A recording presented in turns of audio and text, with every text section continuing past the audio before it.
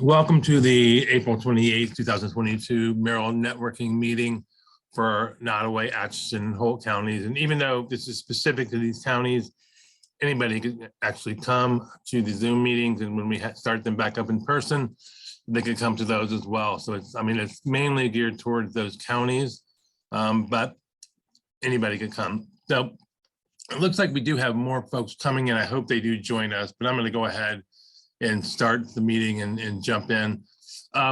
Real quick, I hope all of you have actually been to these meetings, and if you have not, sort of take the lead on how I'm going to model it. So I'm Rob Honan with MERIL, and the purpose of the meeting is a networking, is to let other folks and other agencies know what types of services that you provide and any special events that might be coming up in the near future. So MERIL is a Center for Independent Living.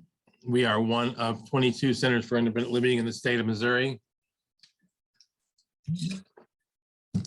And we provide three main programs. And let me go ahead and describe those. And then within those programs, we have some subcategories. The first program, and we started as a Center for Independent Living. So MERIL is a Center for Independent Living. What that means is we provide 5 core services.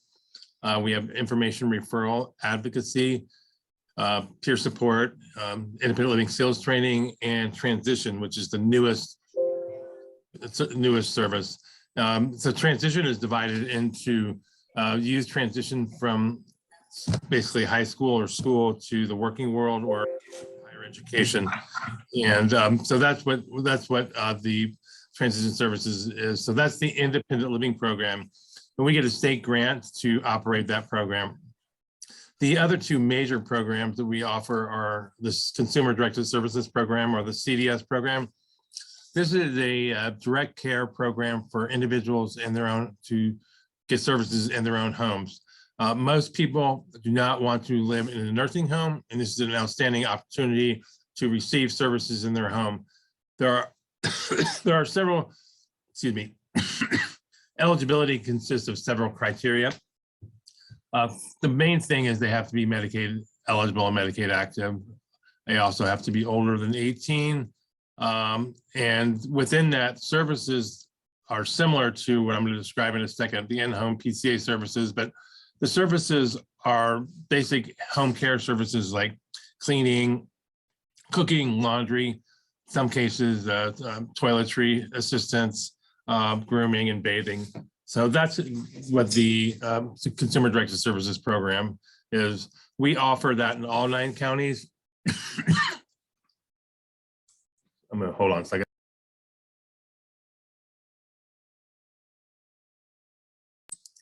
Sorry about that. Big allergy season. So we offer that in all 9 counties of our service area, and you can see on the screen the 9 counties in our service area. And I'm not actually going to read them, but you can go ahead and do that yourself. In addition to the Consumer Directed Services Program, we have an in-home program, and that's their 3rd major program. And that's divided into 2 sections. As I just mentioned, there's the in-home PCA program, Personal Care Attendant Services Program, very similar to the CDS program. The big difference there is the attendants or aides actually are MERIL employees, they're PRN employees. So if you have anybody in mind or anybody who wants to work as an attendant, please let our office know. We certainly are always looking for attendants, not only in the CDS side, which those individuals work for the individual with a disability. They don't work for MERIL, even though MERIL facilitates payroll and does other services for them. They're not technically MERIL employees. Like I mentioned, on the in-home PCA side, those individuals are MERIL employees. Another difference is, as I mentioned, the CDS is offered in all 9 counties of our service area.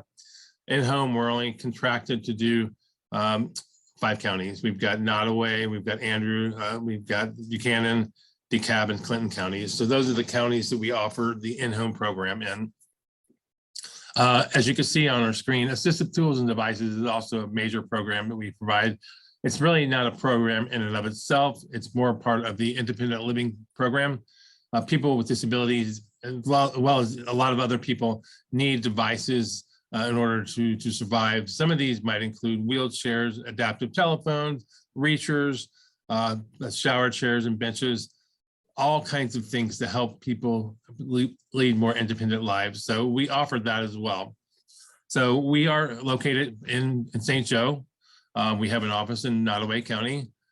We have our staff, an office staff of about 17 or 18 individuals, and we've got 16 PCAs. So we have about 33 total employees. You can see the new slide there that Christopher is showing. We are always looking for PCA, caregivers, aides, personal care attendants, whatever term you want to use. We interchange them all the time. You can see the QR code right there.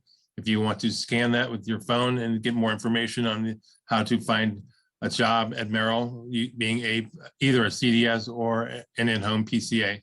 So that's a little bit about MERIL. We've been around since 1994, 28 years. We'll be celebrating our 30th anniversary, believe it or not, in about 2 years, and it's amazing. So we're really proud of that. So in any case, at this point, we don't have a whole lot of special events coming up. In October, we're going to come back in October. We'll have tons of things to share with you. So I just wanted to make you aware that we're doing a lot of just kind of our regular activities, but we are always doing things with our participants, providing services, etc. Now, one thing I do want to mention is we're always looking for board members. If you or anyone you know is interested, particularly people with disabilities, and interested in becoming a board member of MERIL, just have them give me a call, and I can certainly get that information to our board.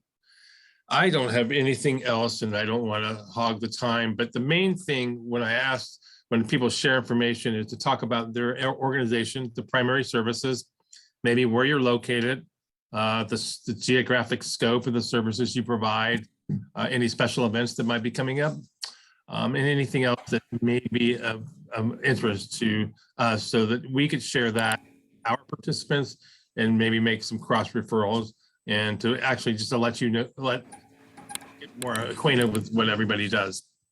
So I'm going to stop my spiel, and I'm going to try of this.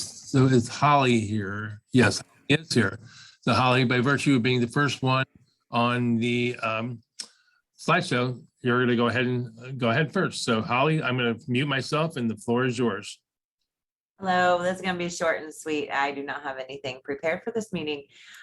So basically what we do in our office is we do annual wellness visits for Medicare recipients, and then we also do chronic care management.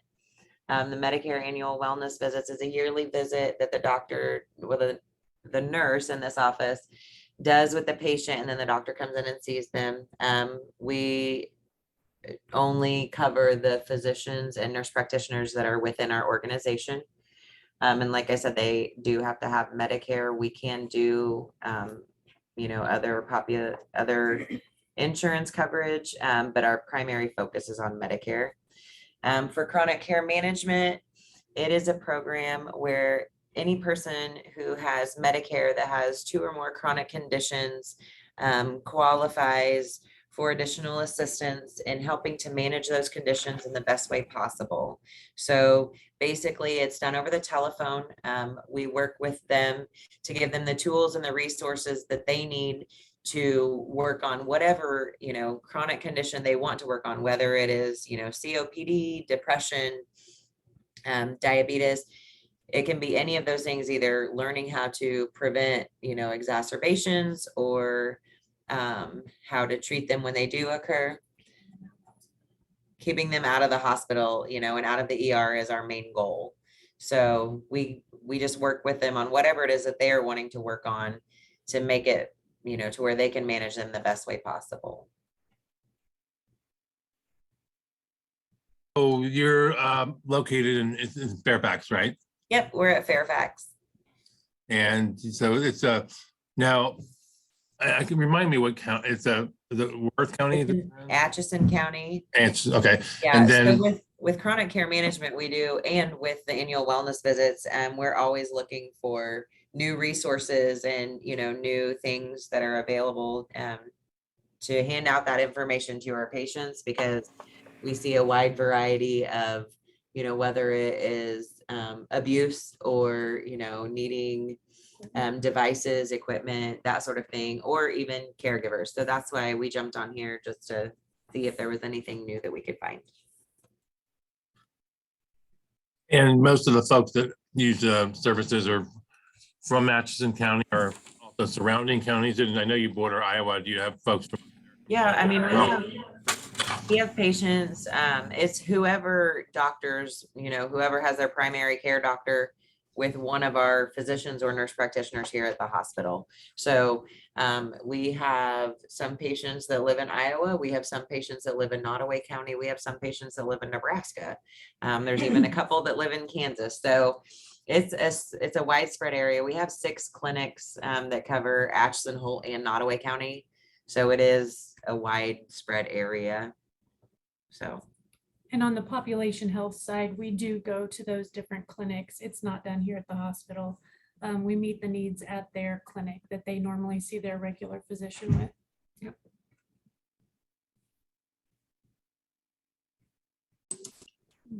I'm sorry, was that a question? Was that someone else? Because I didn't see the yellow circle go over someone else's name, and it was Holly was. Oh, no, it was the other girl in my office talking. Oh, gotcha. The other nurse that works in here. Yep. Okay. So you have 2 of you, you were sharing a screen. So I got Cool. Is there anything, are there any other questions or anything else you want to provide? No. Are you able to cure an allergy? Yes, let me wave my magic wand. It's bad. If only I had one. There, boom, boom. All right. Thank you so much, Holly. I appreciate the information. So next up on the list is Nikki from, and I hope that's how you pronounce your name, or anybody from AFL-CIO. Are they on the call today? Doesn't look. Well, I'll jump in here, Rob. This is Christopher from MERIL. Okay. I don't know if Nikki might be joining a little bit later, but she did want to especially mention the Help Me hotline, which you can see on the left of the screen here. It is, it's free, it's confidential, it's 24 hours. And the number is 364-1131. So that's also available. You can see that at the top of the flyer in yellow. And they do information and referral for a large swath of counties in northern Missouri. And you can kind of see those listed there on the flyer as well. More information is available on their website. Let me get to it here. helpmenow.org. So AFL-CIO Community Services, they have a lot of different programs. Some are just kind of listed here, but they really have a really good, extensive information and referral database that you can look at and download and see, current phone numbers and addresses for community service organizations in the area. And they have them organized by the type of need, like housing or clothing, food, etc. So I just encourage anybody who works in public service to, if you're not already familiar, take a look at helpmenow.org and look at their programs and especially their information and referral information. It's really helpful. Yeah, and just a side note, we get emails from AFL-CIO. They're timely emails with specific needs sometimes. So like a person might need a specific need and, hey, does anybody out there have a mattress or a refrigerator or whatever? And AFL-CIO is very good about getting that out. So if you're not, like Christopher said, not on their listserv or don't get their information, I would really recommend doing that. For the most part, I think they do this area. I know they have a huge amount of counties. I didn't realize they serve that many. I don't really know if their emails reach out to the, information in the emails reach out to the other counties, but I do know they're pretty relevant in St. Joe. So, and you know what, Rob? Nikki just jumped on. Nikki, if you want to unmute, we were just talking about it. So sorry, we had a payroll emergency. Our QuickBooks was not working this morning and I was on the phone with them for an hour. So I am so sorry I came in late. Yes, I just heard what you were saying about the counties. We serve 18 counties in Missouri. So we cover a large chunk of our area. And as far as the Help Me Hotline program goes, anyone in any of our 18 counties can call us. And through our computer service that we have now, we share that with St. Louis and Kansas City. We actually have a database now. Our Service Point database has about 8,000 services in Northwest Missouri and throughout the state of Missouri that we have access to. So not only state related programs, but local programs as well. We take care of updating all of the programs in our 18 counties, but we have access to those that are updated through the other programs as well. So we have a really solid database now of services that we can refer folks to just about anywhere. And we now have an online version as well of the Help Me Hotline. And it's a full search engine that you can find by going to helpmenow.org, which is our website. We're still having a few clunky issues with it, I'll be honest with you, and we're working on getting some of those ironed out.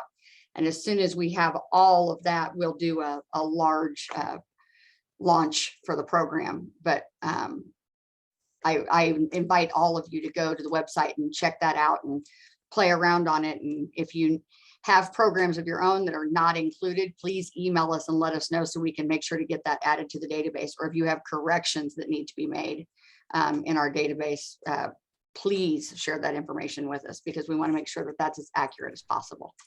And I don't know what else you guys have covered. As far as the other program pages I sent, I wanted to make sure everybody had access to this. The adoptive family, our emergency assistance, Diaper Depot, and the Heartwarmers programs all also serve the counties for this group. Lions Club unfortunately only serves St. Joseph, but that's a partnership. And so the local Lions clubs here determine the coverage area for that program. So, but all of these other programs are also served. We'll cover all the counties that we are talking about today.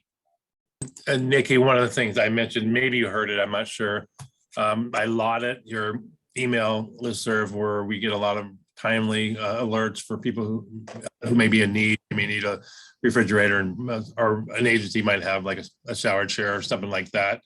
I was wondering, and this is kind of a question now, most of those that I get seem to be for St. Joe area. Do you get a lot of those needs in the other 17 counties that you send out by email?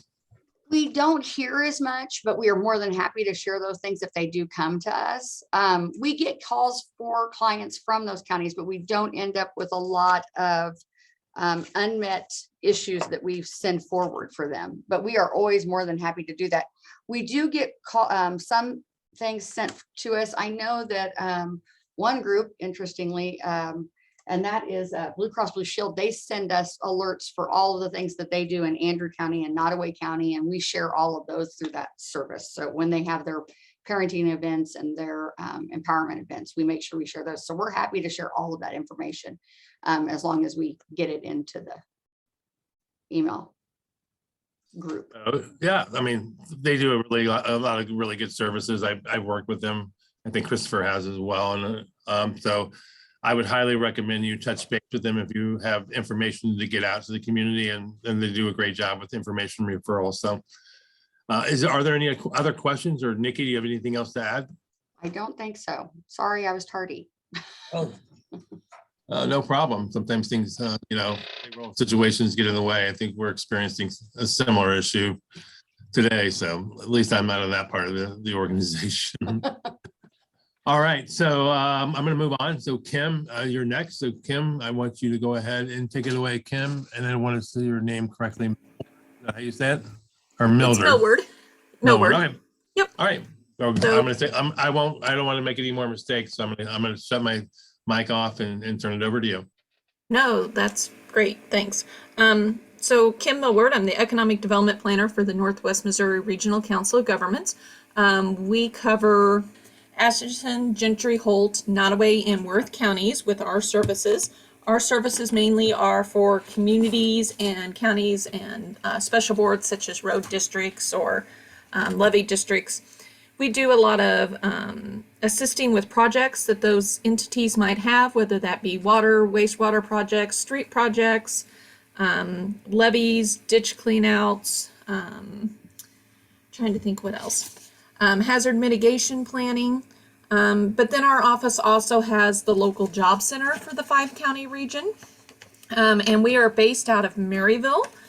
We're just off the square about a half a block, right next to the new Pocket Park at the corner of, let's see, 4th and Main, 3rd and Main. So that's just kind of some of the basic services we have. Right now, we're very heavily into broadband planning with our local economic developers and county extension. We're currently working our way through the digitally connected communities curriculum that was designed by MU. We are a pilot project for that. And currently right now we have out 2 surveys with speed testings, one for families and individuals in the 5 counties and the other one for businesses in the 5 counties. And so I'll send that information to you, but we're asking everyone to take it from their homes, from multiple devices, wired and fixed wired devices, and give us an idea of what your service is like there. So if you have no internet service or a customer has no internet service, they do have that option to check that no service if they can access it from the library or something like that, or they can call me and I can enter the surveys here locally. But the goal is to try to figure out where we have pockets of people who are underserved or not served to help the local broadband providers with that build out and try to get fiber to every home in all 5 of our counties. And then our transportation. Kim, let me ask you, what I may have missed, what are those 5 counties again? Yeah, so it's Atchison, Gentry, Holt, Nodaway, and Worth. So I'll turn up my volume, but so that's kind of what I've been working on. Our regional planner also does transportation planning in conjunction with MoDOT, and she'll be getting ready here this summer to update the transit plan, and I believe that will have some mobility pieces in it. She also does planning with communities for complete streets and sidewalk assessments, so those are very important as we talk about mobility of people being able to get around in their communities and feel that they can get out safely and participate. So that will be happening this summer, and we'll have more details on that later. And then through the job center downstairs, we actually have 3 different job fairs getting ready to go on in our 18-county region. So we are participating in the Red Carpet Job Fair that will happen at the Missouri Job Center in St. Joe on May the 4th. So that's next Wednesday from 2 to 5. It is in the parking lot, so weather permitting. If it is raining, we will most likely postpone to May 18th. If you're interested in having a booth, just let me know and we can get you signed up for that space, but you are responsible for bringing your own tables and chairs or a tent. For your booth, it's really just the space. And so there is no booth fee, but we are asking for people to bring donation items that would be suitable for the Open Door Food Kitchen in St. Joe. And then on May 19th, we will have one in Albany to help support the opening of the new manufacturing facility there, KAK Industries. But it's really open to all employers in Gentry County and the surrounding area from 10 to 2, and that will actually be at KAK's new facility. And then we will have one on June 23rd in Chillicothe called Grow Chili Mo. That will be another outdoor job fair. But we're just now starting the planning of that, so I don't have time yet. I think that's it. I have one question about the Red Door event. We're going to be there next week. Or I think it is next week.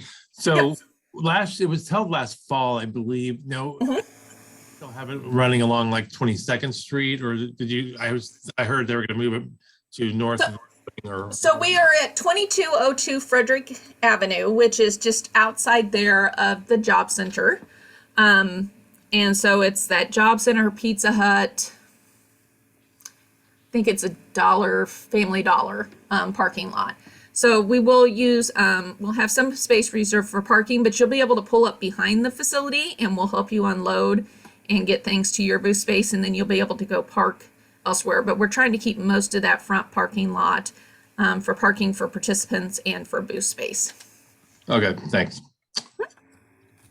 Are there any other questions for Kim? All right, if not, I'm gonna move on. I think Jeananne, hello, good to see you. Hello. I'm gonna go ahead and mute and just turn the floor over to you. You kind of, you know the drill, so give us information we might be able. I do, thanks. I'm Jean Ann Gross. I'm from Catholic Charities. Our main office is in Kansas City, but we have our also an equally good-sized office in St. Joe and provide services, and we have an office in Maryville. It's kind of just a functional office to meet people to do assessments, so it's not a full-blown office there. We have a variety of services. And let's see, our veterans, so I'll just go by the slides that are here. Our veteran services, we provide housing for veterans. And so they provide help with getting documentation for veterans so they can get services. And then we provide short-term assistance with housing. And there's enough funding for veterans that hasn't been a waiting list since I've been there in 6 years. So if you know of a veteran that needs housing or any kind of assistance, it's a good place to request services. I work for Permanent Supportive Housing, and we provide housing to people that are formerly homeless, that have been chronically homeless, meaning they need to be homeless on and off for a year. It's kind of a weird qualification system. They only need to be homeless 1 day in a month to count for the whole month. I don't know why that is. It's some kind of HUD ruling. But in Maryville, they don't have to have the year normally because we don't get very many people that are chronic that 1 year in Maryville, so they can have less time homeless in Maryville or Nodaway County. Most of our programs are Buchanan County and Nodaway County.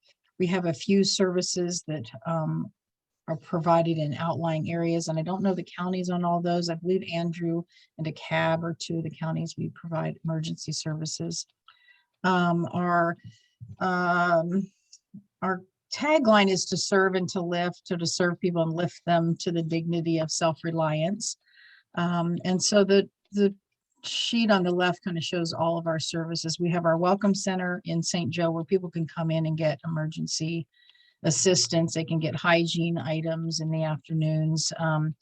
Mostly our staff in the Welcome Center provide rent and utility assistance.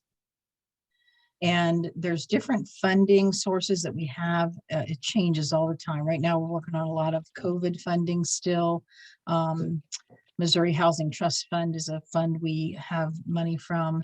And then our adoption services, last year or this year, we've done 3 adoptions, which is pretty big for us. And so that's kind of an exciting part of our, we work with the birth parents and the adoptive parents to place children. And I can't remember if I have another sheet there, Rob, or not. Moms Empowerment. So our Moms Empowerment program, which is one that we do Buchanan and Nodaway County. Some of our programs don't go into Nodaway County, but Moms Empowerment is one. They follow mothers through their pregnancy and through the first year of the baby's life. And they give things like a pack and play. They give monthly supply of diapers. And the biggest thing they do is education and supportive services for the mothers. And so that's an awesome program that we've had continually for a long time. We're starting, I also work at, part of my job is St. Charles Place, which is an apartment complex for 62 and older in St. Joe. And it started in October of 2020, kind of right in the middle of pandemic. And we have a waiting list for that program, but I suggest anybody that's 62 or older apply. There aren't any, there's supportive services in the sense of what I do there, which is helping people apply for benefits and doing some activities, but there's no supportive built in like housekeeping or bathing or anything like that, that you have to be fairly self-sufficient to be there.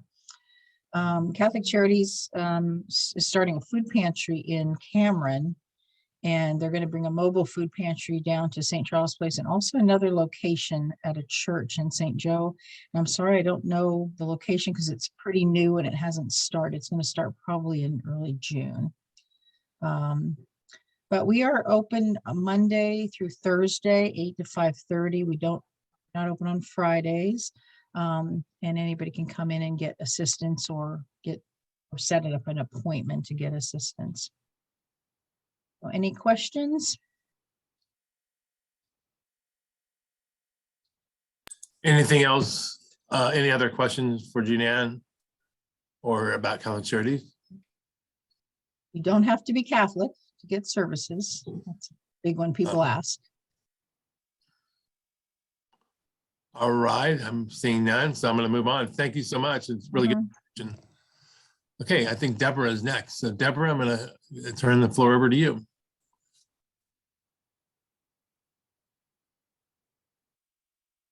You're muted, Deborah. There we go. Is that better? That work? Okay.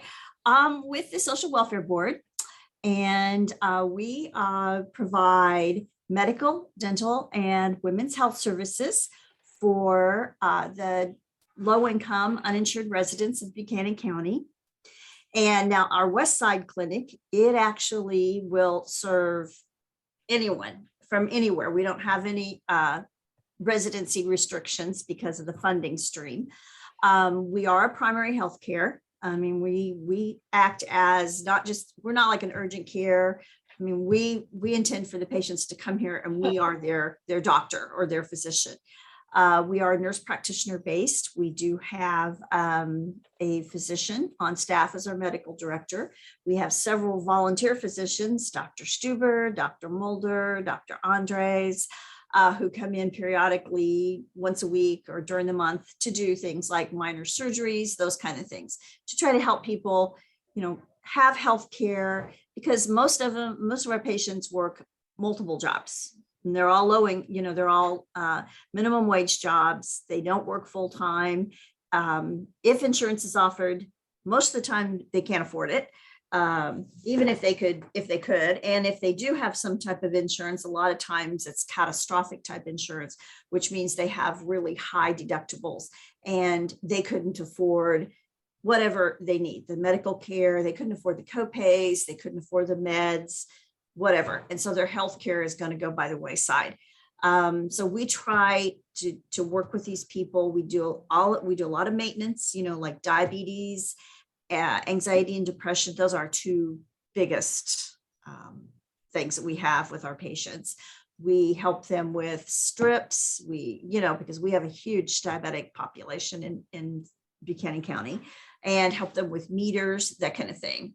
We have a diabetic care coordinator who will work with them and try and get them, help them with their diet and exercise to get it under control so that it doesn't get worse and they have other issues, because diabetes does run into other issues.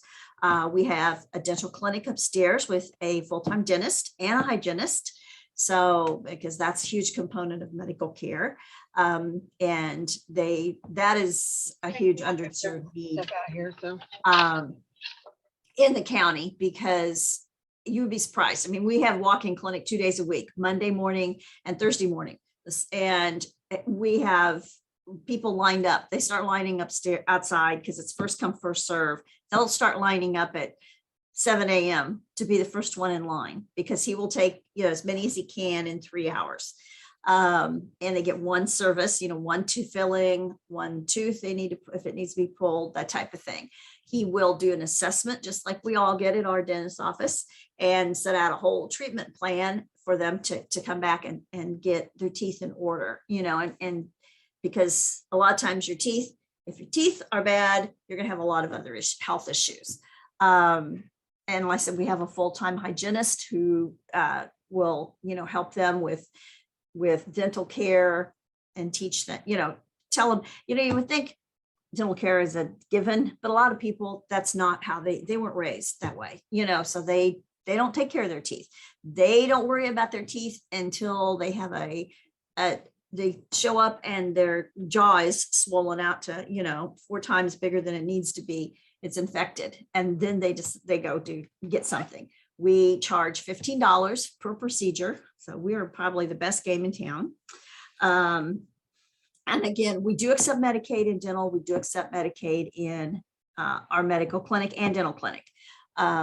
We will accept Medicaid and insurances in our Westside clinic, but we will also do uninsured. I mean, we accept all uninsured. You know, you don't have to have a payer source. It's not going to prevent them from getting care.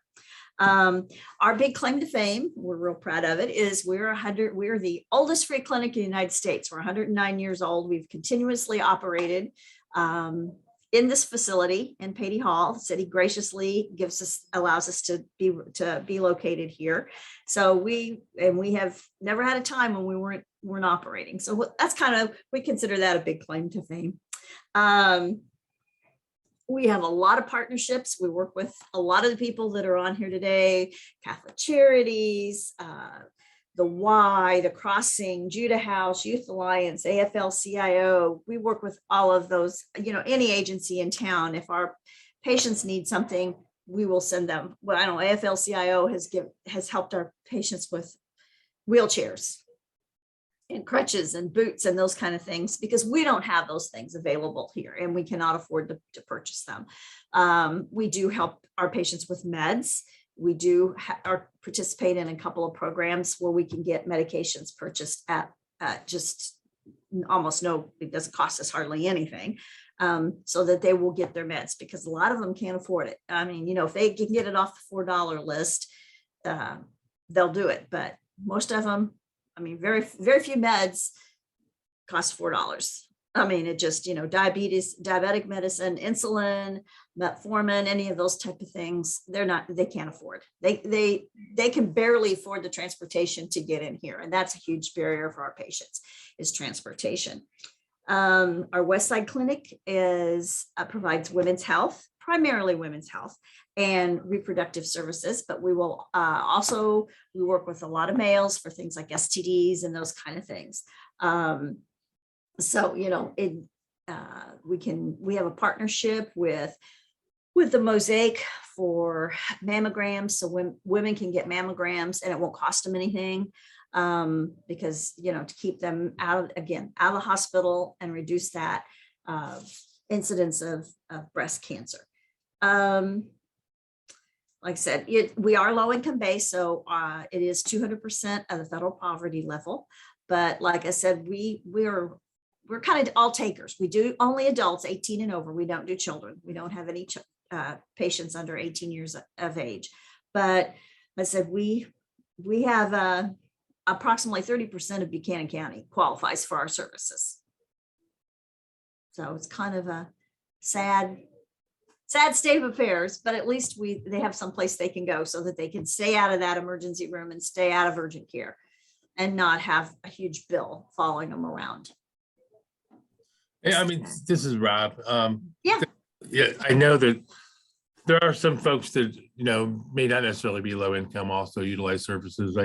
My daughters have used services there. I got some hepatitis shots there for something a medical procedure I was doing. So there are other services. I know you probably touched on them, but just wanted to, not just for individuals. It is primarily though for individuals who are low income, but there are other health related services that anybody can really access to. Yes, that would be the Department of Health. We are separate from them. Oh, okay. We're quasi-governmental. We are located here in the city building because they graciously gave us a space, but technically we are not part of the city. Department of Health is on the north side of the building. And yes, we don't do immunizations, but they will do all of those things like immunization, Okay. WIC, all that kind of stuff. All right. Thanks for the clarification. Yes, no problem. I have two questions. Sure. One, is there any stipulation on like Medicare, people who participate with Medicare, or those 65 and over? And two, where is your Westside Clinic? Medicare, 65 and older. Yes, we do, or no, we do not accept Medicare or Medicaid. We do not accept, most of them 65 or over have to go someplace else, unfortunately. Now dental will accept patients 65 and older because, that's just because of the way it's set up.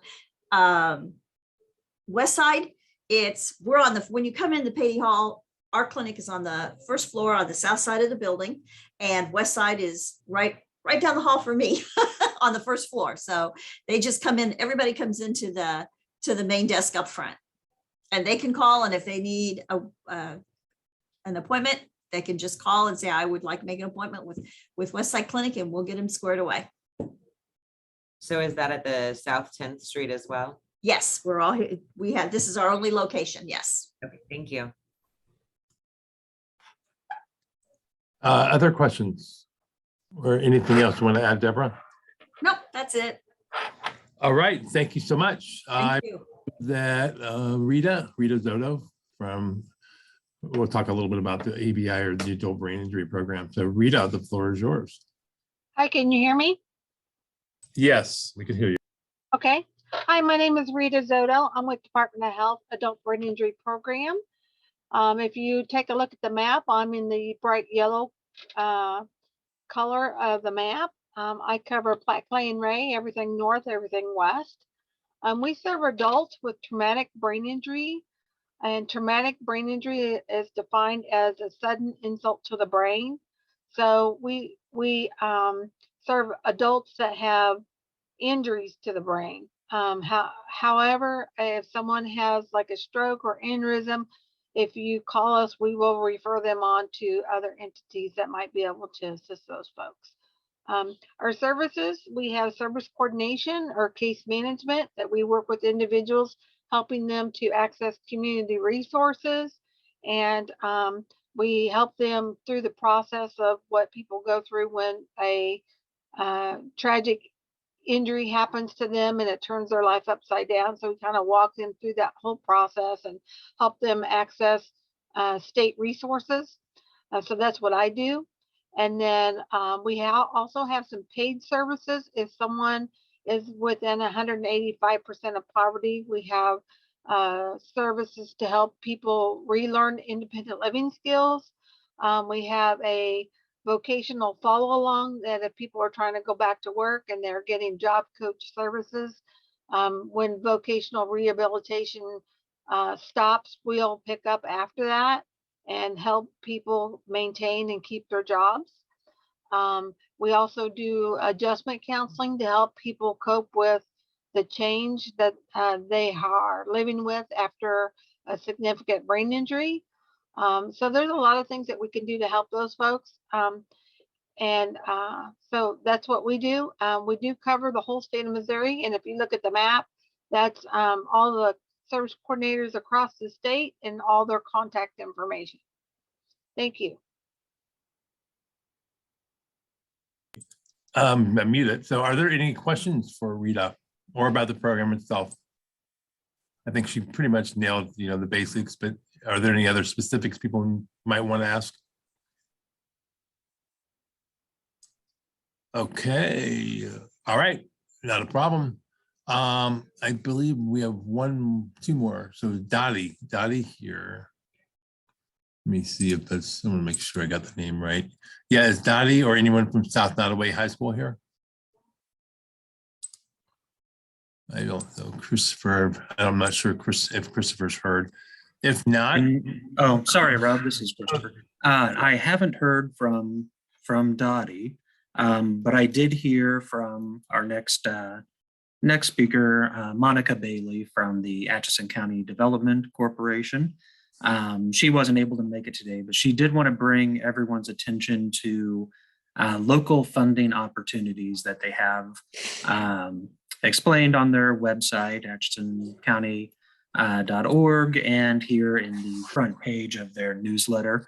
There's a business improvement grant, and there is a renewal property improvement grant in Tarkio. The business improvement grant, I believe, covers places other than Tarkio, but more information is available in their newsletter, their spring newsletter, and also you can go to atchisoncounty.org. And Monica's email was included with the Zoom link that I sent out, along with everyone else's. So you can reach out and contact her directly if you are interested in learning more about those funding opportunities. All right. Thank you, Christopher. Are there any other questions for anybody by anybody? And I was just going to ask Christopher to remind everybody the next meeting. So you can see today is the 28th of April. Our next one is for the counties of Clinton, DeKalb, Gentry, and Worth. And again, as I stated, that's going to be on May 25th. Anybody is welcome to join. We are still in the Zoom format. So if you serve those counties, or if you just want to learn more about agencies in those counties, you are more than welcome to join us. It's not, there's nothing restricting you from joining. We are going to discuss starting when we take the summer off. Typically, we've always done that. And prior to the pandemic, we met in person. So we would bring lunch and have a presentation, and we enjoyed the interface with people. So, and Zoom is fine, but it's nice if we want to get back to the in-person meetings, and we are still examining that. But if the COVID numbers stays the way they have been, we are definitely most likely, and I know that's contradictory what I said, but we'll most likely start back up in person starting in September. As you can see the schedule in Buchanan and Andrew, October, Nodaway, Atchison and Holt, and then also November, Clinton, DeKalb, Gentry, and Worth. So having said that, all that, I'm going to adjourn the meeting unless anyone has any other questions or contributions or something you may have forgotten. And you're certainly more than welcome to jump in. And Christopher, as always, sends out information after the meeting, just some very good resources, kind of a summary of the meeting, notes. The meeting has been recorded, and if you would like that, you're more than welcome to that as well. So, Christopher, am I missing anything, or does anyone else have anything to say? No, maybe one thing I will add is when we do start the in-person meetings again, we can probably have it set up so that there could be a Zoom option as well. We can have a laptop set up with speakers, so if people want to join via Zoom, if they're not able to make the in-person meetings, we usually choose one location. So like for the September meeting, it'll probably be somewhere in St. Joseph, the October meeting somewhere in Maryville, and the November meeting somewhere in Cameron. And if you're not able to make it, during those specific times, usually, we try to do it around lunchtime. So that October time might change to 11. But yeah, I think we're going to try to set it up so we can kind of have the best of both worlds there, and have a Zoom option, and also have maybe a recording of the meeting as well, that you can review afterward if you're not able to meet in person. All right, thanks, Christopher.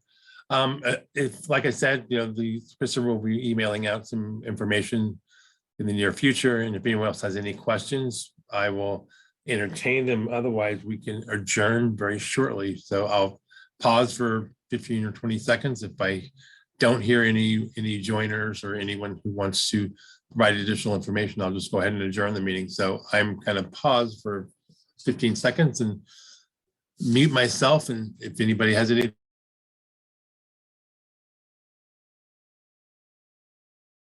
All right, 10, 9, 8.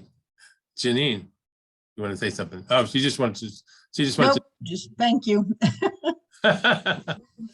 All right, well, everybody, you have a great day, and we're going to go ahead and officially adjourn this meeting at 11:53. So thanks again, and we'll look forward to seeing you soon. Take care.